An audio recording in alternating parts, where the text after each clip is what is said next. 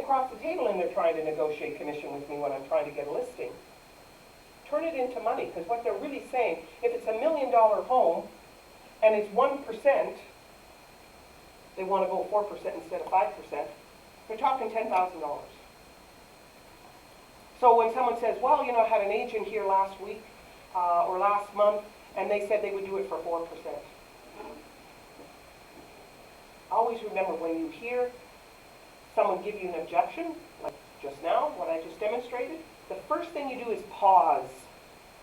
Whenever you hear an objection, pause. Look at them like I'm looking at you, you know, shake your head and pause. Don't be too quick to respond. They say this, you say that. They say this, you say that. Because then it can become a fight. Okay? And remember, closing is learning to ask questions. It's questioning. It's not making statements. Okay? So when they say, I had a guy here last week or last month and he said he would do it for 4%,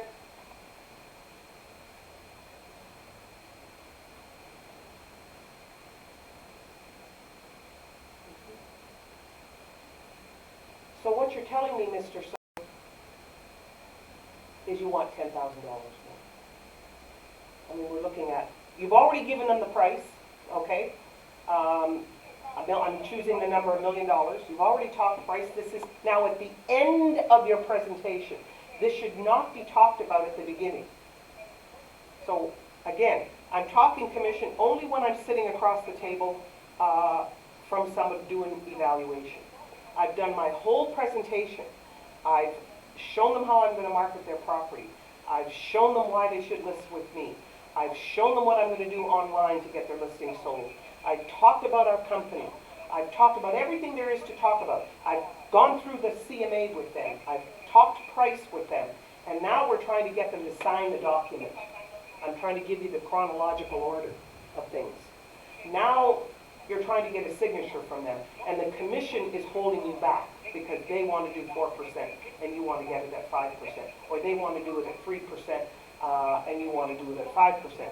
Now it's a difference between getting the listing and not getting the listing. So what you're saying to me, Mr. Seller, is you're hoping to get $10,000 more. Don't talk commission, talk money, because that's what it is. It's money. They're going to look at you and say, well, that's a lot of money. $10,000 is a lot of money. Again, always shake your head in a yes direction. Never no shake. Don't be a no shaker. I keep saying it because I see real estate agents, you know, they'll be listening to somebody talk, a seller or a buyer talk, and I can see them doing this, and I want to take their head and stomp it and go, no. Truthfully.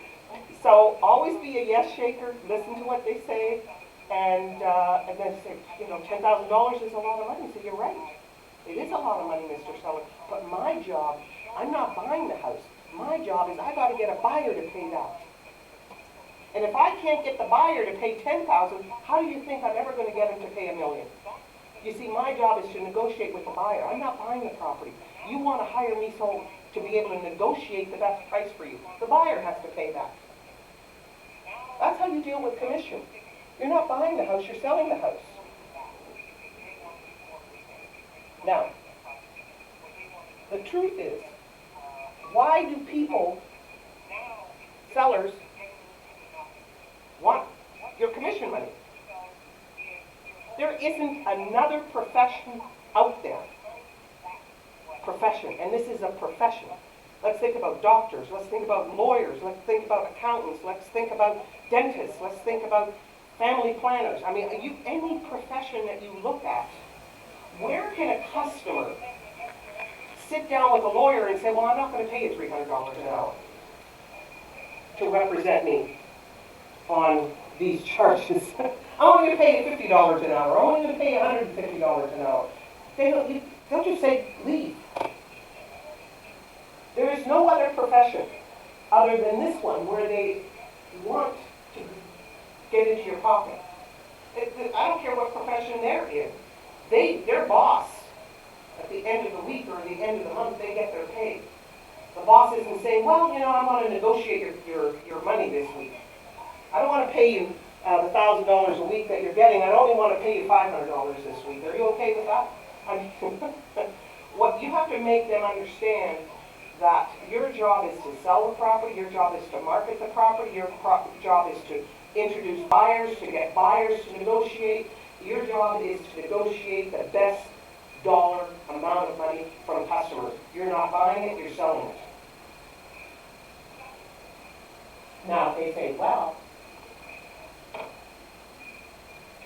I've got somebody there who's going to do it for 4%, again, if they come back with that same objection and you're still trying to get the listing, say, I tell you what,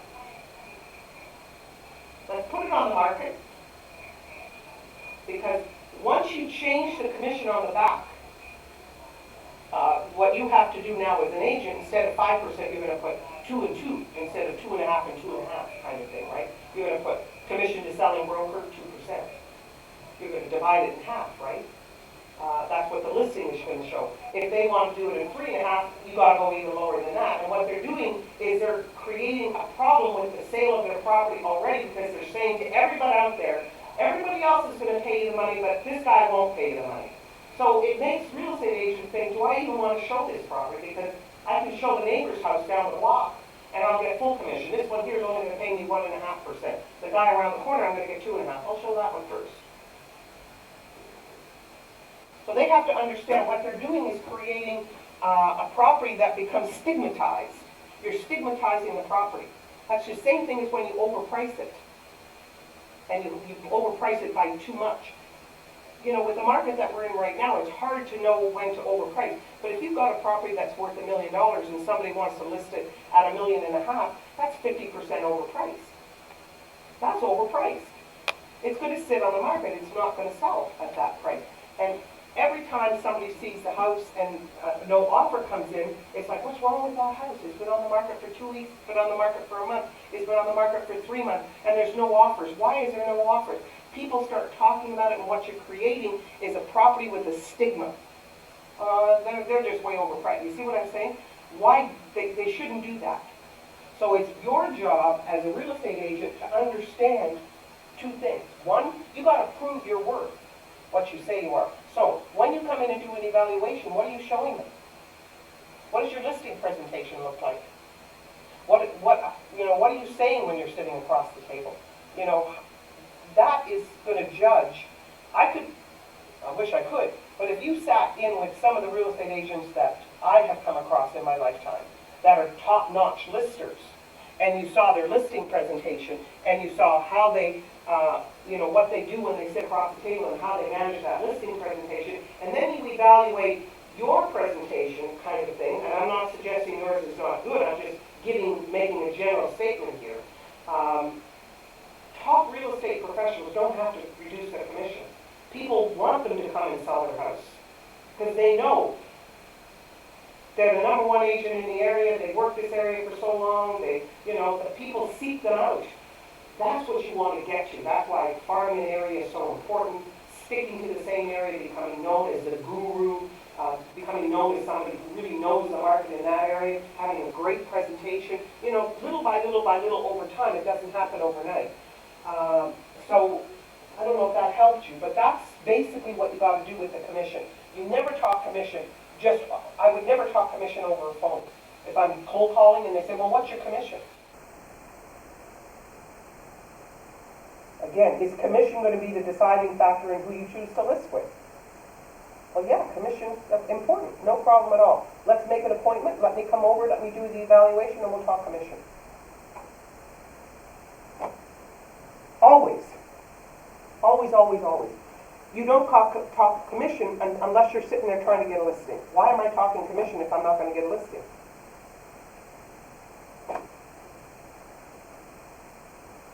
Because once you start saying you're farming an area and you start saying to this neighbor, I'll do it for 4%, I'll do it for 3.5%, neighbors talk to each other. Oh, you had him come? Oh, yeah, he told me 4%. What did he tell you? You don't want to. So you never talk commission unless you're closing to get a listing. Then you talk commission. That's the time to talk. Because remember, If I agree with you right now at the door that I will do it for 4%, I can guarantee you, like you see me standing before you right now, that when you do come for the listing appointment, they're going to want 3%. They're going to want even more because you already showed them that you're going to give them some money back, that you're going to cut your commission. You already showed them that. So they already know they can do it with you. They're going to do it again. I guarantee you they're going to do it again. If they had their way, they pay 0 commission. And you know I'm right. I wish, I'm sorry, like I had a real estate agent a few times say to me, I was at a listing appointment one time and the seller said to me, they'll do it for free, no commission. Serious. And I looked at the real estate agent and I said, you want me to show you what I would do? He said, yes. What would you do? Watch how I deal with that. Because I say it's not just what you say, it's the way you sound, it's an act. You're on an Oscar here. This is a performance. Understand, it is. It is. Okay? So again, I would pause, and I would, you're the seller. You're paying on it. You don't. Really? Come on. And they're saying, yes. You had a real estate agent say they do it for free. Wow. Well, that sounds like too good to be true.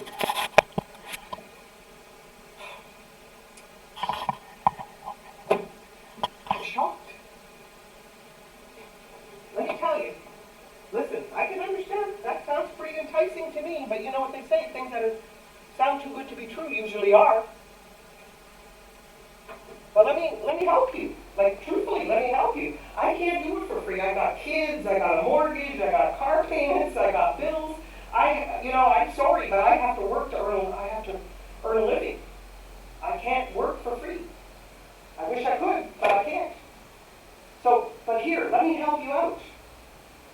Let me help you out.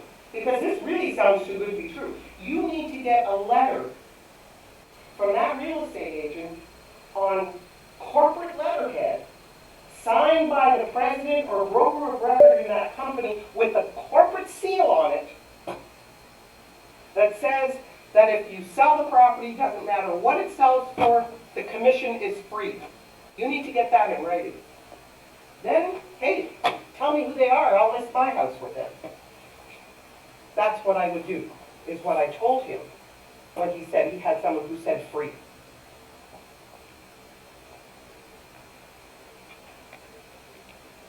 What you have to understand, I call this is going to sound silly, but bear with me.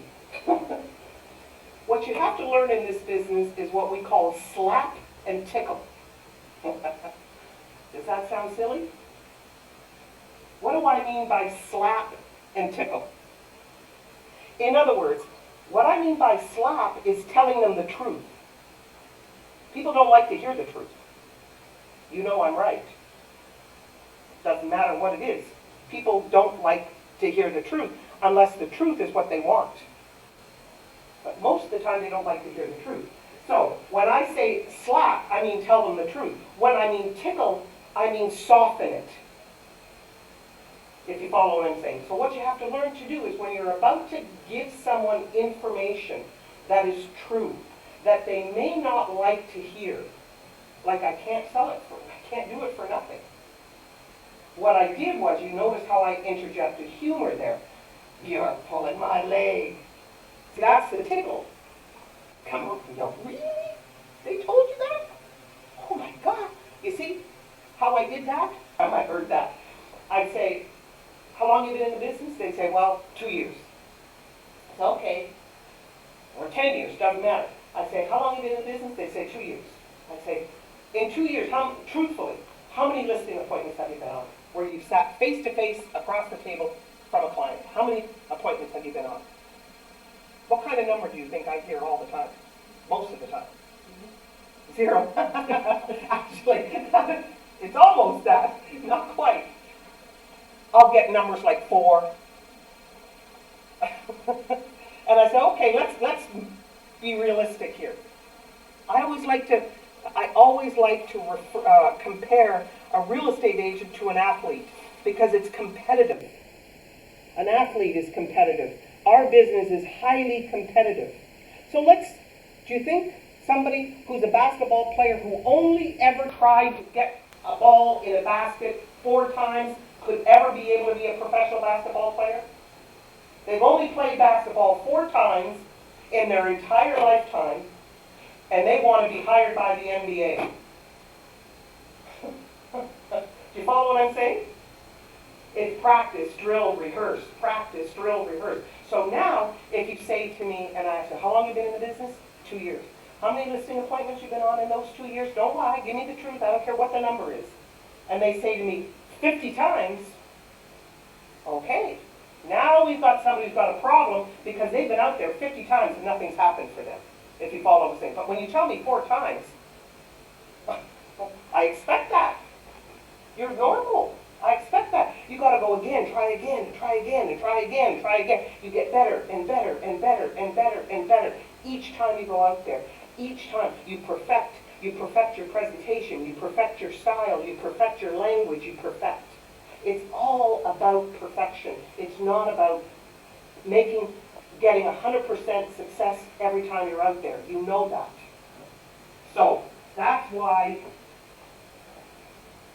it's a numbers game, this industry, and that's why the most important part is making sure that you have the numbers on your side. If not, the only reason you're not getting listings, you haven't been out on enough appointments, would be my answer to you. If you came to me and said, I'm no good at listing, how many times have you been out? 4 times? Well, of course you're not going to get it. I wish you could see how many times I went out before I finally got listings. There isn't a real estate agent walking the planet that gets listings every time they go out there. I don't care how good they are, right? Everybody's going to lose at some point. Did I help? Any other questions, struggles, pressures? How do I deal with this? Yes. We were talking about resale. So do you have any courses online for the pre-construction? Because there are so many projects on the market. Yes.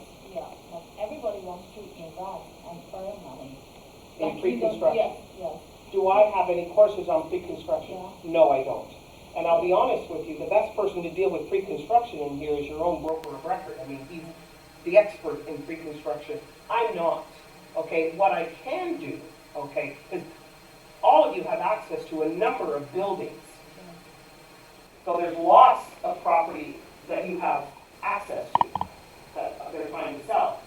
But the question is, are you getting leads from those? How are they distributing the leads? Because if you want to specialize, and I do know some real estate agents who specialize in pre-construction, here's the advice that I can give you. If that's the direction you want to go in, I want to be a pre-construction expert. Okay? If that's what you want to do, then you have to decide, is it all Toronto that you're going to try and do pre-construct, or is it going to be just Markham and Richmond Hill and Thornhill? You've got to choose, or is it going to be downtown? Where are you going to specialize in terms of your pre-construction? And then what you should do is start off with get a website, say, okay, I'm just making this up. I'm going to do downtown Toronto, I'm making this up. I'm going to do downtown Toronto, pre-construction. So, now what you want to do is you want to create a website, a pre-construction investment, condo investment website for the downtown Toronto. And now you break it up into areas, the waterfront, the financial district, the entertainment district. You follow what I'm saying? You break it up into areas. And you say, okay, the financial district, we're talking King Street, Bay Street, here are the buildings in the financial district, this building, this building, this building, this building, this building, this. You have a list of 5 or 10 buildings, and that give them information about each building. So what I'm saying to you is, if you want to be in the pre-construction industry, and that's the area of expertise that I want to go down, then you need to build a website and you need to start to market yourself in that way. And it starts with getting your material. The most important thing is to find your area of expertise and then to build a website around that expertise and your social media around that. And then trying, getting leads from people who are looking for pre-construction. I was at an office not that long ago where someone was asking me, she was getting a lot of leads. She was in pre-construction. And she was saying, look, I don't have a problem with leads. She says, I get 100 leads every month. Pre-construction, people who are thinking about investing, right? I get, more, 100, sometimes more in a month. And she said, my problem is converting these leads. And I said to her, okay, let's do a role play. Let's role play. How do you deal with that lead that you have? And she said, okay. I said, so let's role play. And I said, call me. Because you got the lead, it's on a piece of paper, they filled out online. Call me. She said, okay, ring, ring, ring. And I'm being her now. And she said, is this Gabrielle? Yes, it is. And she said, I have some information that you were interested in our Skymark building. I'm making names up. Okay? You were interested in our Skymark building. What kind of information are you looking for? Is what she asked. And I said, time out. Already you started off on the wrong foot. You see, I would never start that way. And I said, let me tell you why you don't want to start that way. Because what you are now, when you do that, when you ask them, what information do you want? It automatically puts them in control. That's a clerk. Go into a store, Ladies, you know what I mean? When the ladies come up to you and say, can I help you? Are you looking for something for a special occasion? And you say, no, I'm just looking. How many times have you said that in your lifetime? Right? You've done exactly the same thing. Right there. When you do that. So I said, here's how I would handle that. I say, is this Gabrielle? This is Gabrielle. Gabrielle, I know you were on our website or you were at one of our events and you were interested in the Skymark building. Before I talk to you about that building, I just want you to know that I have access to about 25 buildings right now, pre-construction buildings in my portfolio that I can talk to you about. So do you mind if I ask you a few questions before we talk about this one building that you came to? You see, now I'm saying I have access to about 20 buildings. And some are better than the other. Some have more incentives than the other. So if you don't mind, can we talk a little bit about exactly what it is you're looking for so I can talk to you about the best building that I think matches what you're looking for. It might not be Skymark. You see what I'm doing here? Very different. What I'm doing now is I'm showing you that I have, wow, she knows what she's talking about here. She's got 20 buildings that she can talk to me about. And not all buildings offer the same incentives. Some are better than others, so let's find out exactly what's important to you. So, I don't know if that helps you. So, if you're thinking about doing pre-construction, then understand it's very difficult to try and do both and do it well. I'm not saying if you meet somebody and they want to invest in a pre-construction building that you should never sell them. I'm not saying that. What I'm saying is if you want to, with real estate is all about specialization. In order to really, really excel in this business, in order to really take your business to the next level, the most important thing is that you have a system and you work your system. And that means you got to know what exactly market that I want to become an expert in. You can't be an expert in the whole city of Toronto, in all areas of real estate. You weaken yourself. You can't do that. It's just like the medical profession, he's a heart surgeon, he's a brain surgeon, he's an internist, you know what I'm saying? Same thing. Lawyers Lawyer's the same thing, dentist's the same thing, accountant's the same thing, real estate, the same thing. That help? You haven't asked one question. You have any needs, questions? Later. I can't think of any yet. You can't think of any yet. That either means one of two things. Yeah, I'm going to pick on you now for a moment. I have been taking clients for a show for like 3 months, Uh-huh. and they were buying and selling. The same client was buying a house and selling their own. I Yeah, just want to make sure I'm understanding. Yes, yeah, okay. that's right. So they have so many different requirements and Mm-hmm. all sorts of stuff, and then keep asking for kickback and all sorts of stuff. Like they want everything. Mm-hmm. It's kind of hard to handle. Mm-hmm. So, let me ask a couple of questions, okay? Is this the only client you're working with? No. Okay, good. You shouldn't be investing all your time with just one person. Okay? That's why I'm asking. Your goal in this business is to constantly be looking to build your pipeline of more people, more people, more people. That's where the majority of your time should be spent, not working with this customer. I just want to be clear on that. Next question with this couple. How did you meet these people? Friends before. A referral. Yeah. Very good. And how did the referral come to you? Did the other real estate, did the other client that you have that referred you said, oh, John over here is thinking about selling his house. Yeah. And he gave you his phone number and you called him? Or how did that happen? They called me.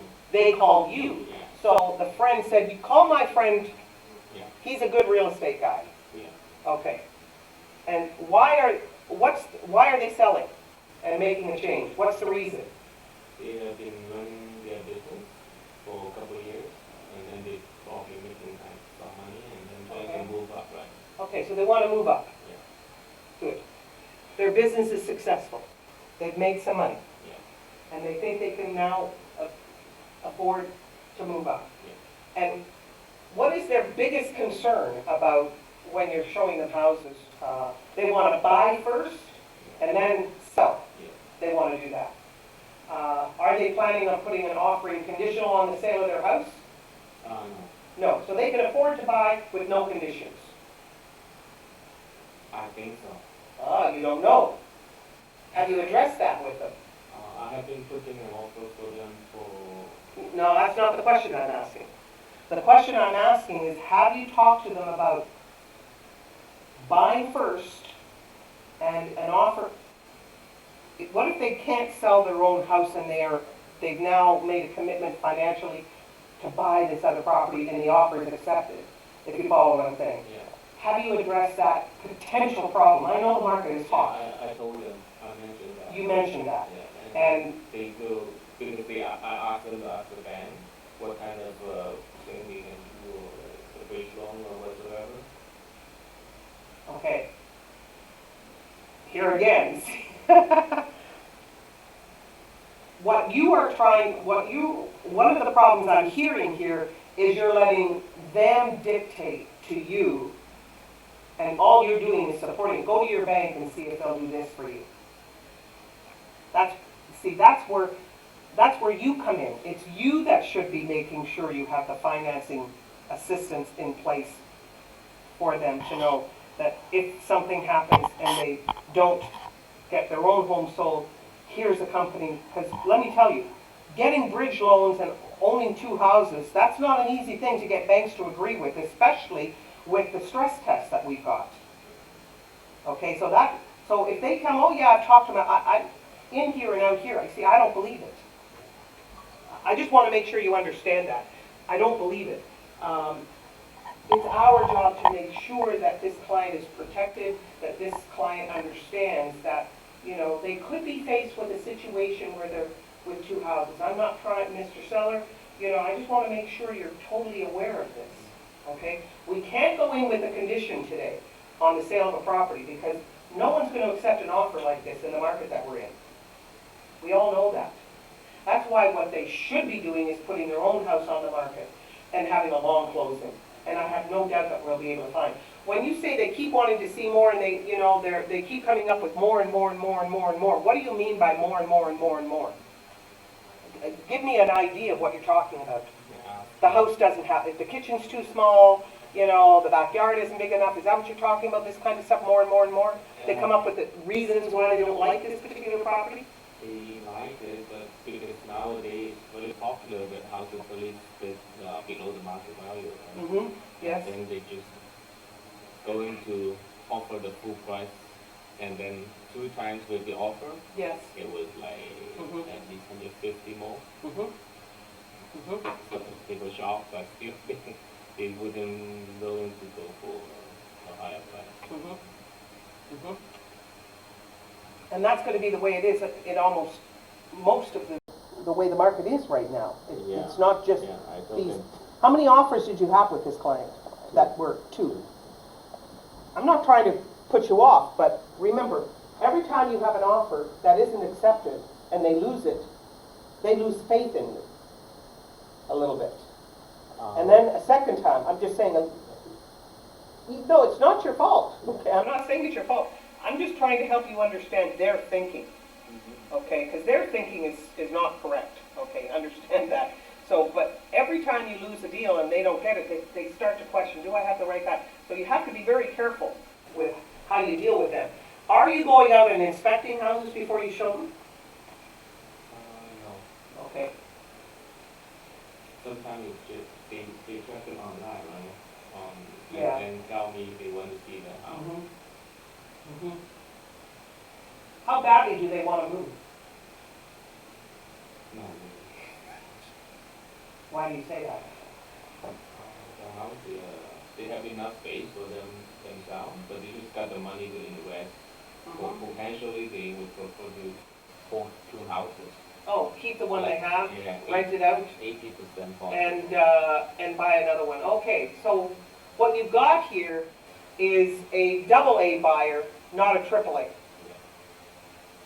A double A buyer is someone who's buying for an investment. They want a second property. Yes, they're going to move to the other one, but there's nothing pushing them out the door of the one that they're in. It's a nice house. It's in a nice area. I'm making this up. It's not too big. It's not too small. They just are doing better in their business and they think they can afford a bigger house. But they're trying to get a bigger house for not much more than what their own is worth.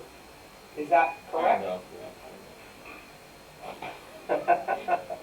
So my advice to you on this client, okay, is number 1, move. You don't need to dump them, but don't focus on them. Don't focus on them, okay? What you have to try and do is explain to them what, more about what's happened. Like, I don't know how much you've told them about the market, and they can see how many times offers are competing again and again and again. So have you verbally asked them, like, if what you're looking for, role-playing with you, let me ask the question, Mr. Seller, if what you're looking for is to be able to find a house where you can just go in full price and have it accepted, your chances of finding that today are getting slimmer and slimmer and slimmer. And what they have to understand is they can't wait for the market to change to be what they want it to be. Because waiting is just going to make it, like, the prices are just escalating. While you're thinking about it, while you're stalling, while you're hoping to find the miracle property kind of thing, prices are just getting higher and higher and higher and higher. And so what you got to do is buy, and the market will. The money that you think you're losing because they want to save that, they don't want to pay the extra $100,000 to get it. They're actually losing because the price of that property is going to exceed that by the time they move in. If you know what I'm saying, right? Because house prices are going up 10 to 15% right now. So this $100,000, which is 10%, by the time you move in, that property is going to be worth. So what's the most important thing for you? Mr. Buyer? Is the most important thing for you to get to another house that's bigger in a better area that, you know, you're going to enjoy? Or is it getting it for full price and not having to pay over asking? Because the bottom line is, I don't care if you wait another year, you're going to still be faced with the same thing, because that's the direction of this market. And it's going to be that way for a long time. I don't see this ending right away. Unless we have some major catastrophe globally, if you know what I'm saying, that will force prices to change. Toronto, the prediction of what's happening with the Toronto market over the next 5 to 10 years is population is skyrocketing. It's just immigration here. People don't want to move to the U.S. anymore the way they used to. Everybody wanted to go there, go there, go there. Look at the real estate prices in the United States compared to the real estate prices here. There's no comparison for the most part, except for a few areas. California, you know, that sort of thing. So you need to really work with them more in terms of explaining, but don't put all your eggs in one basket. You know, move on, find somebody else.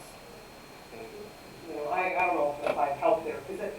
It's a common problem that you get. Most are like that. They always want to get more than, that's why what's important is the why, the why, the why. Why do they want to go from here to there? If the why isn't strong enough, you're going to have resistance.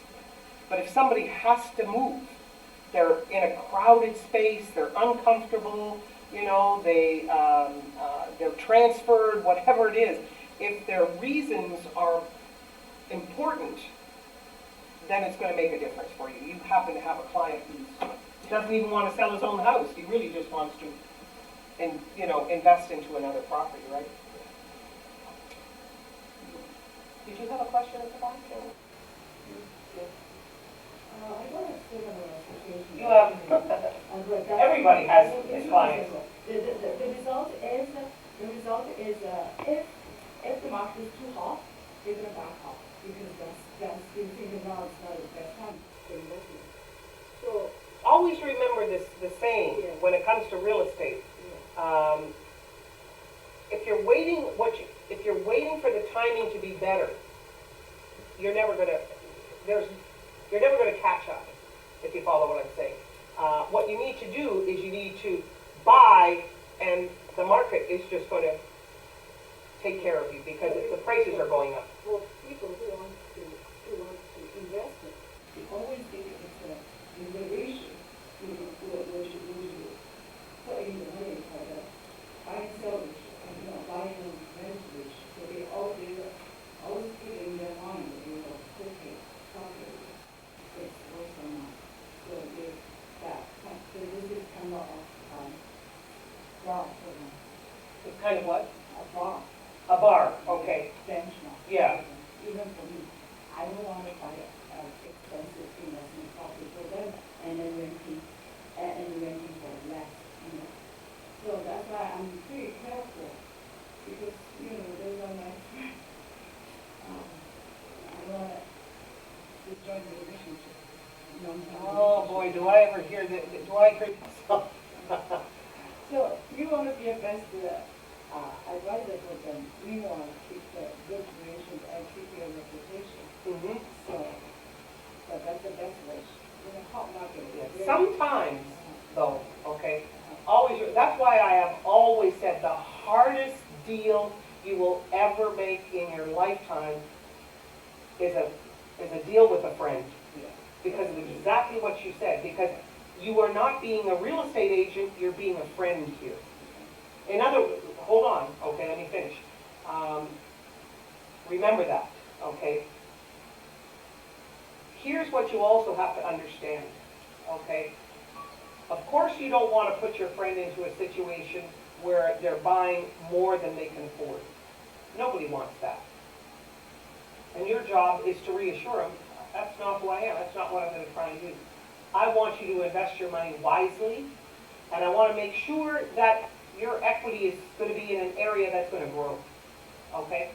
So, most important thing that they understand is what they pay today and what it's going to be worth 5 years. How long are they going to hold on to it?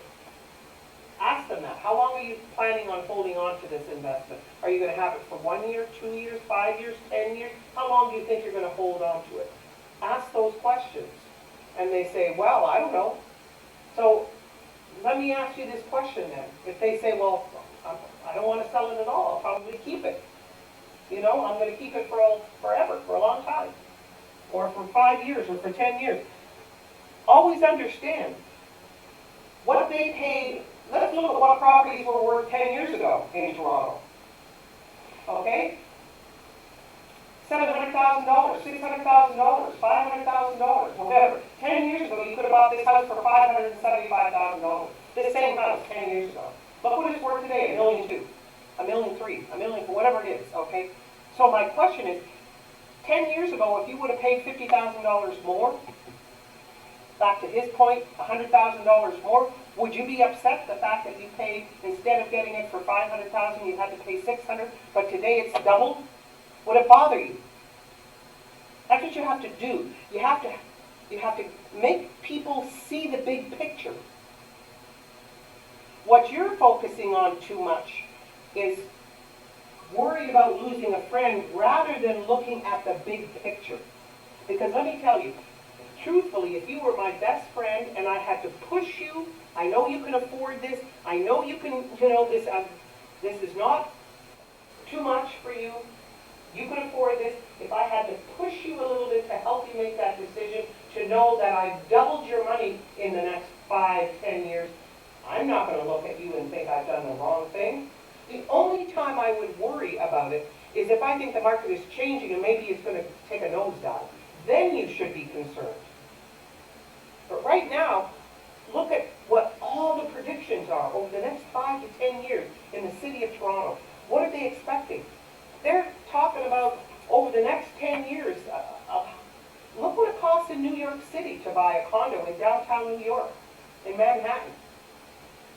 You know, rentals in Manhattan. Okay,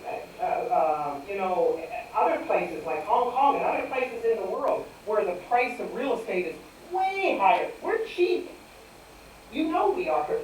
So what you've got to do is you've got to build that strength within them, the confidence in these clients, that they believe in the market the opportunity that they have with the market they have. You cannot be, oh, well, they're a friend, I don't want to upset them, I don't want them to get angry with me. Of course you don't want them to get angry with you, but you also want them to see the big picture. You want them to realize what you're really trying to do. I mean, I had some friends years ago, and let me tell you, I had to push so hard. He owns about 10 houses right now. 5 of them I sold him. And let me tell you, I'm going to bring, you got to buy it. I'm serious. He was a buddy. I've known him from the time I was, 8 years old. I knew this guy. He was my first little boyfriend when I was 10. So he was like a brother to me. But truthfully, you know what kind of money he's worth today? And every time I see him, I say, remember those times? So my point is, you have to know when you're being too much of a friend and not enough of a real estate professional. A real estate professional is not going to try to sell somebody something they don't want. They're nervous. They're nervous. These people that you're talking about. Of course they are. When did they buy the house that they're in? Question. The one that they're in right now.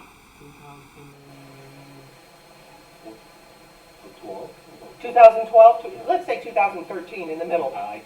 Okay, then here's another thing. Did they pay full price for the house they're in? Or did they pay over? That's a question you should ask. Okay, or do some research online. If it was MLS, search it. Okay. Now, let's say they paid full price for that. The house that they bought in 2013, we know they paid what, $700,000, whatever. I'm making numbers up. And today it's worth this. Did they make a bad decision? Are you sorry you made that decision? No. So what you have to do, you see what I'm saying? you really have to work with people that, because everyone's nervous. Our job as professionals is to, A, understand the market that you're in right now, understand the benefits of the market they're in right now, understand the advantages of why it's a good time to invest. And it doesn't matter that house prices, that they have to, you know, put an offer in higher than list price today to get one. The point is, house prices are rising on average 10% right now, 15% one year over another.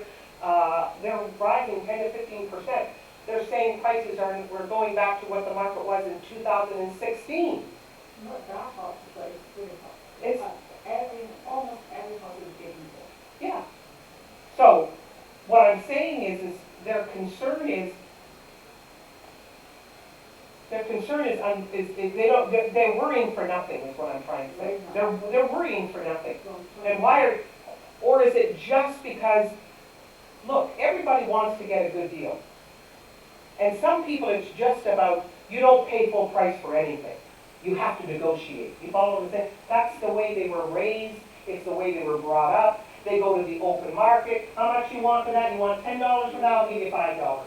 I mean, that's what they were raised with. Unfortunately, real estate isn't like that. Every house they like. So, and that's what you got to say to people. You got to remind people, this is not like buying vegetables between you and me in a four-wheeler. I would not say that to them, but it's not like buying vegetables. It's not like buying clothing. It's not like buying furniture. Very different. Real estate is very different in that regard. Yes, ma'am, sorry. Yeah, so every house, every offer they want to put a 50,000 down. Less. Less than. Yes. Yes. Yes. Yes. Otherwise, to them, you are not the best agent. You can find anywhere somebody can negotiate for that. So that's Well, your then ideal. here's try this. Okay, the area that they're looking in, whatever that area is. Okay. Let's take the last 6 months, the last year. Every house that sold in that area. Okay? I'm role playing with you.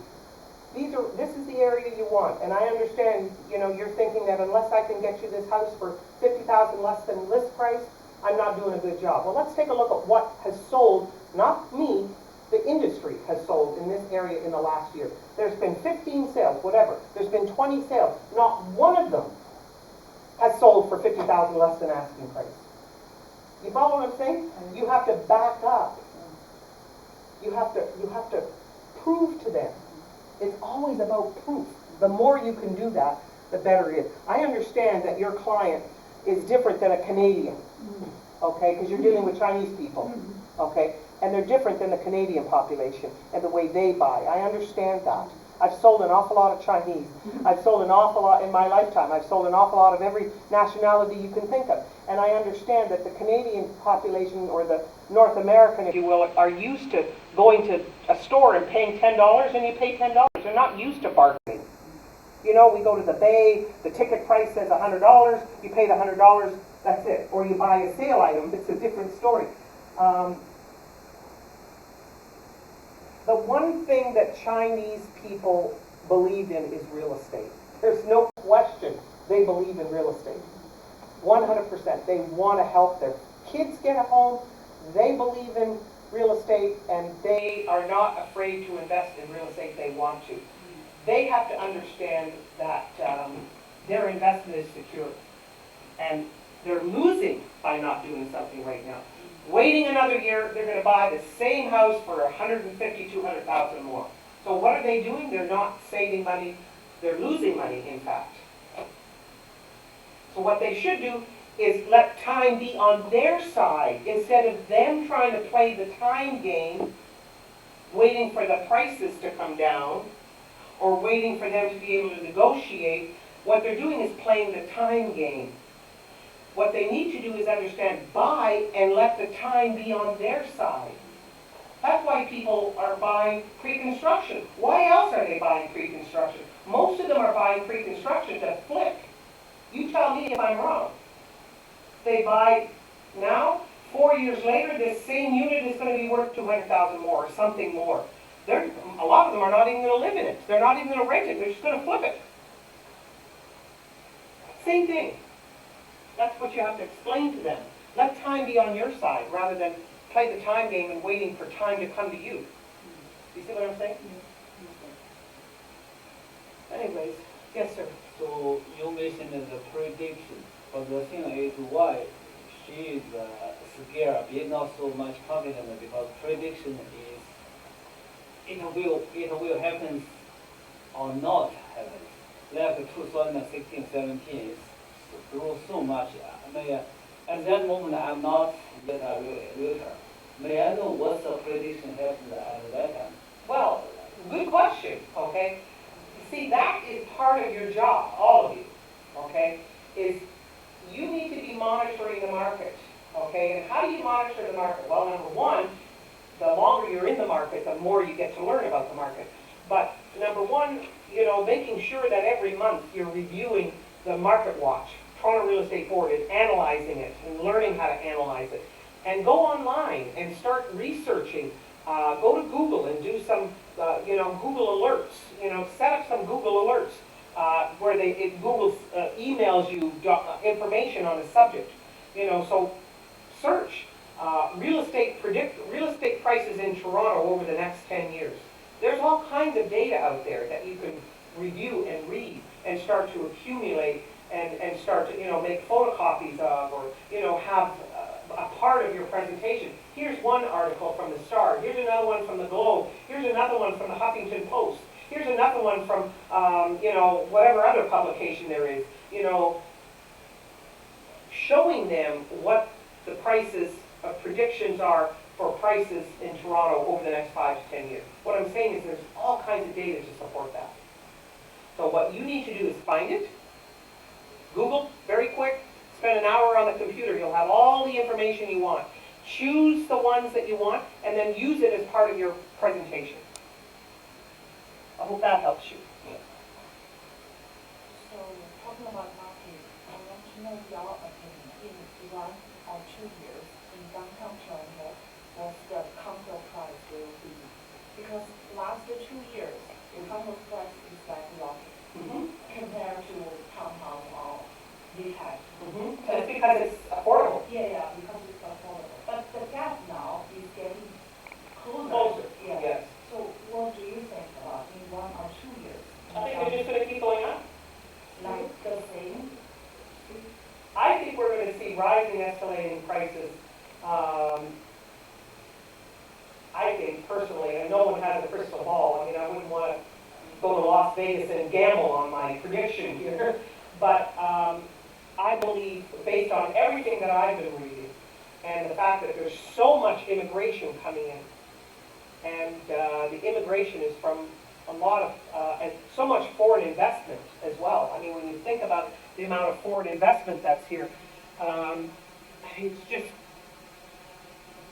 I mean, I'm not trying to scare you people, but, this concern with this virus in China and all the nerves that, trust me, there's going to be a lot of people wanting to leave there and come here. They already got friends and whatnot here. So that immigration is just going to be where they're going to want to buy real estate here, get their kids to come here.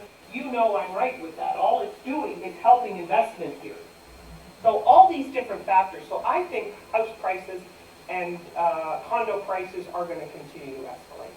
I don't know how far next year, what prices are, but they're talking anywhere between 10 and 15% over this year. That prices are going to be up by 10 or 15% a year from now. So that's what I'm hearing and what I'm reading again and again and again. But do you think the other side, affordability? I'm sorry? Do you think the other side? Affordability. Yeah, it's like income, annual income, 80,000. Well, if you're looking at first-time buyers, affordability is an issue. 80,000 young buyers, 80,000, and they can afford renting whatever. They're going to have to move they're going to have to move farther away. I mean, I understand your point. What your point is if the market gets so high that it eliminates the whole population of people who could afford it, is what you're saying, how can prices keep going up? I think that's what you're driving at, am I right? Downtown, you say downtown.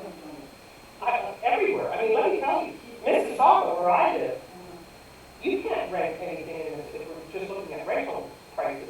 You can't rent anything in Mississauga that's a decent two-bedroom for less than $2,000 a month either. You know, so, I mean, truthfully, it's not just downtown, it's, you know, the GTA, if you will. So people are gonna have to go further out. Or they're gonna have to rent with other people. They're gonna have to, you know, have buddies move in with them, sisters, brothers, whatever.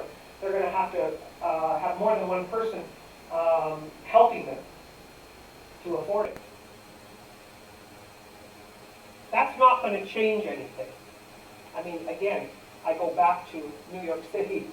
The average rental in New York City is about $5,000-$6,000 a month.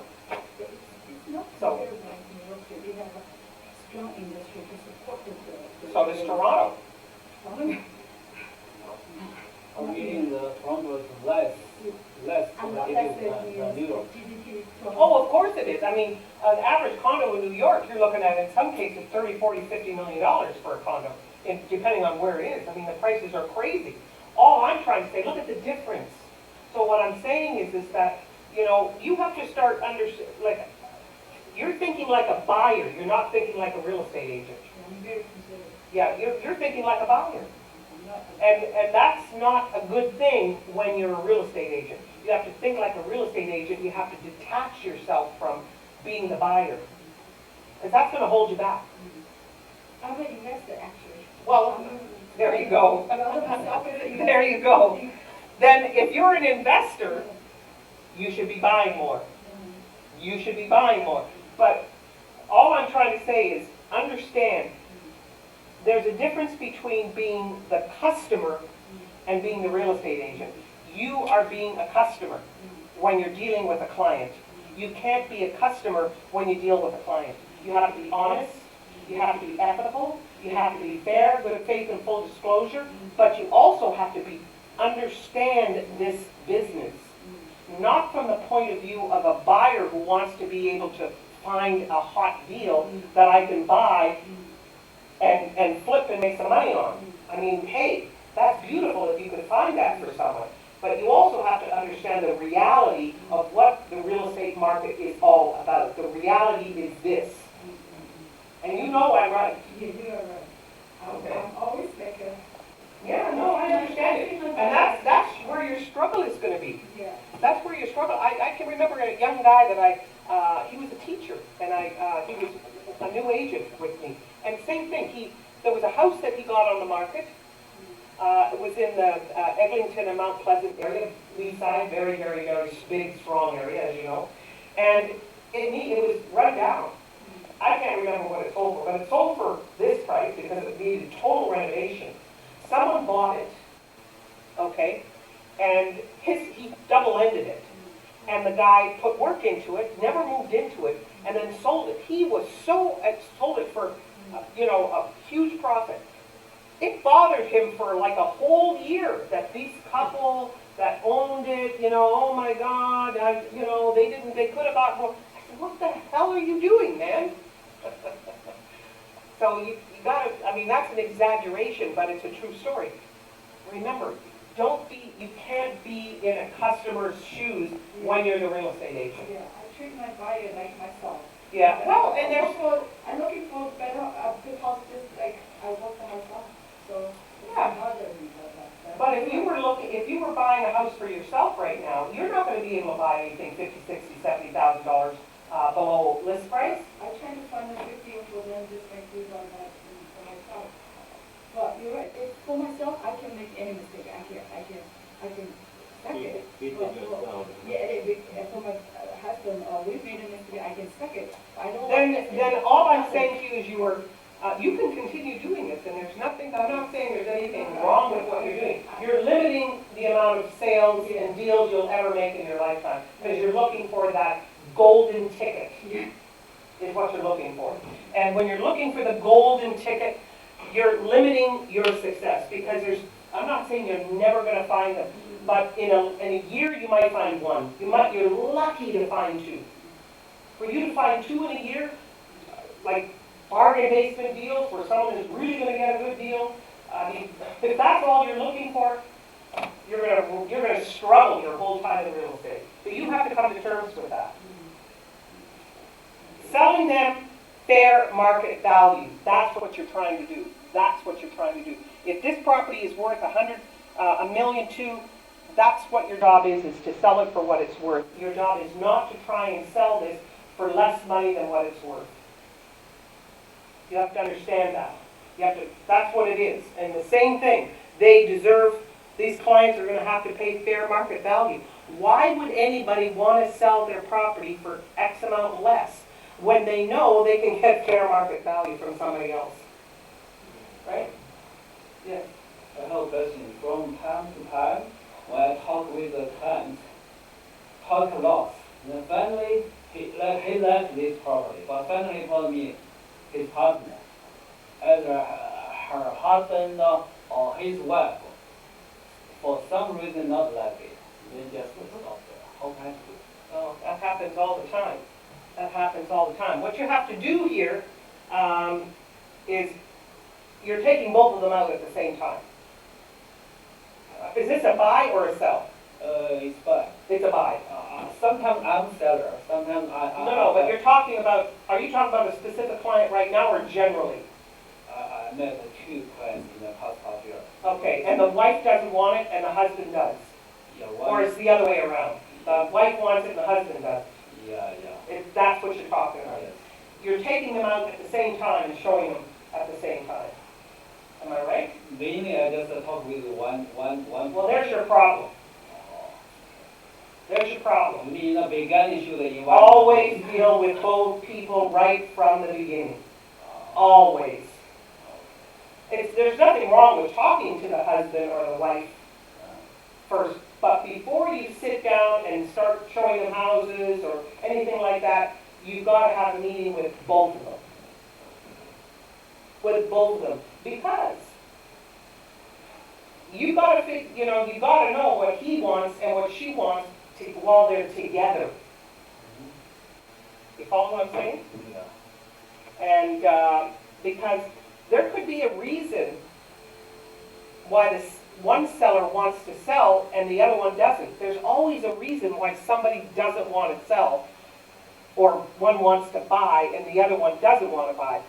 What is it about the one that doesn't want to make the decision, whether it's buying or selling, and the other one does? What is the reason? You've got to figure out what the reason is. So if you're the one, you're showing houses and I'm happy, I don't want to buy another house, I want to stay where I am, I'm happy where I am. And the husband wants to move, where is the disconnect? What is it that the wife likes so much about this house? What is she afraid of and he isn't? You follow what I'm saying? Yeah. You've got to come to terms with that. You've got to deal with it. You've got to ask together with them there. Boy, we've got a completely different opinion here. Your wife doesn't want it and you do. So let me ask you. I'm sure there's a good reason why you want to stay. Do you mind sharing with me why it is that you don't want to, this is a great house. Is it that they don't like that house or they don't want to make a move at all? What is it? I'm asking you. Yeah, okay. One example, like a pre-construction untitled. The wife loved it so much. Then her husband said, no, but don't touch it. Just worry the price. Okay, so this is they're not buying to move into it. In this case. And you always have to know the whole story before I can give any kind of advice at all. So in this case, you've got somebody who wants to invest and you've got somebody who's afraid to invest. Yeah. That's what you got here. You've got someone who's afraid and you've got someone who's a risk taker. Yeah. That's what you got. And how long have they been, I'm role playing with you. Yeah. How long have the two of you been thinking about investing into a property? How long have you been thinking about doing this? You mean for that or for A year, 2 years, 5 years? How long have you been thinking, maybe we should invest into another pre-construction building? They don't want to move, they want to buy it and rent it out. Am I right or am I wrong? Please help me, I'm trying to understand. They prefer to consignment. I mean, before closing, just get rid of it. For holding. Okay, so they want to flip it. Yes. Okay, they want to flip it. So my question is, how long have they been thinking about doing this? Have they done it before? Do you know the answer to that? They didn't do that before. They ever, when the borrow happens, they also taught me a lot. I want to buy the family stock. I'm not understanding you. Okay. You're not answering my question. Please answer my question. Yeah. My question is, you've got a couple, Yes. one wants to invest, Yeah. the other one doesn't. Yeah. One is a risk taker, the other one is not. Yes or no? Yes. Okay. How long have they been thinking and talking about doing this and have not yet done it? Half year. A half year. Okay. And so, what you're trying to find out is the person who's not willing to take the risk. Yeah. Is this the way you feel you're going to be? Is it only because of the market the way it is right now? Or they just don't want to invest? They're happy owning what they have and they don't want to invest in any more real estate? In other words, is the person who doesn't want to do it, do they not want to do it because they're just nervous about doing this period? Or they don't want to do it now because of the way the market is, and they don't have confidence in the market? What one is it, in your opinion? And if you don't know the answer, you've got to ask that. Yeah. You've got to ask that. You see, you have to understand. Obviously, your wife seems to be a little bit more of a risk taker than you are. I'm role playing with you. Your wife seems to be a little bit more of a risk taker. Am I right? Okay? And again, how you say it, be slap and tickle again. Okay? Because you're being honest with him, because that's what it looks like here. And if he says, she is, I'm just a lot more conservative. So now you've got a different situation here altogether. We as real estate agents, you're not a psychiatrist, I'm not a psychiatrist. You are never going to be able to get inside this guy's mind, I'm role playing with you, and change him from being ultra conservative, afraid to risk any money, and make him a risk taker. She is the only one who's going to be able to do that, or he is the only one who's going to be able to do it. You can't. Do you follow what I'm saying? Because all of a sudden now what you're trying to do is you're trying to change someone's personality. So I'm trying to help you understand. If, however, they're saying this because of the market, you see, that's a different story altogether. That's why you got to ask that question. You got to ask the question because, is it just because of the way the market is that you're concerned about investing, Mr. Jones? Or is it because you just are somebody who doesn't like taking risks, you're comfortable, and you don't want to take any risks with the equity that you have built up? You need to know. Because if he says, I don't, I'm just very conservative and I don't want to risk, then it goes back to, you're trying to change someone's constitution, their brain. You know what I'm saying? You can't take someone who's a completely conservative person and make them a risk taker. Do you follow what I'm saying? Now, if he says it's because of the market, the way the market is, now that's a different story altogether. That's not because he's afraid to invest. He just doesn't have the confidence in the market. It goes back to what you have to do about doing research, proving to them what what the predictions are, and you also need to find out, have they ever made an investment before where they've lost some money? Do they know anybody who's made an investment? Maybe their parents or their brother or somebody in the family or close to them that has lost money. Is any of that an issue? That's where probing, because in order to close somebody, you got to know what's bugging them. Everybody's got worries, fears, doubts rolling around in their minds. Everybody, every client you meet has worries, fears, doubts. Your job, our job as professionals, is to get all of those worries out. Tell me, I know there's something that's troubling you, worrying you. Help me out. What is it that's bothering you? I want to help you out. Tell me what it is what's your biggest concern? If you buy this and, what's your biggest concern? That's what you need to be doing. You need to be asking those questions and digging and probing and trying to get it out. Rather than just keep showing houses and, you know what I'm saying? You need to get to the bottom of the problem. Everybody has a pain point. Do you know what I mean when I say that? Everybody has a pain point. You know what I'm making this up. You know what my pain point is? My pain point is every week I put money in my savings account. Every week, more money in savings, more money in savings. And it's growing, and I can go to the bank, I can go online, and I can look, and I can see today it's X amount. Oh, and it's more now, it's more now, it's more now. And I've been doing this now for 20 years, 30 years. I've been saving. Oh, I'm not going to take all that money out of the bank and put it into real estate. It's gone in their minds. And you follow what I'm saying? I'm just helping you try understand that there's people have different worries. So our job as real estate agents is to figure out what is holding them back and then dealing with how to be able to overcome that fear and to lessen the fear. You may not be able to at all, but many times you can. Most of the time you can, if you can come to the reason why. What is their pain point? What is their worry? In this case, the one I just gave you, he doesn't want to take his money out of the bank because he's worried he's going to lose it all. That's where you need to be able to have the faith in the market. That's why it's so important to know your market, to know the prices, to know real estate, because it gives you that opportunity to be able to communicate with them on a different level. If you yourself, like this young lady at the back here, if you yourself don't have faith in the market and you're worried about the market, you're never going to be able to convince somebody else. Period. End of story. You're never going to be able to. You have to believe in what you do. You have to believe you're doing the right thing. Don't forget that. That's why you need to educate yourself. That's why it's so important to be educated in this business, because what it's doing is it's helping you believe in your business and believe that when you're helping, you're not trying to cheat anybody, you're not trying to steal from people, you're not trying to do anything unethical, unprofessional. You're just trying to know your job really well and know how to be able to promote your work, your job to people, to help people overcome their fear. Everybody has fear. That's what we deal with, and that's what makes us great, is when you can help people overcome their fear and their concern and their hesitancy to be able to make a move, one way or the other, whether it's buy or sell.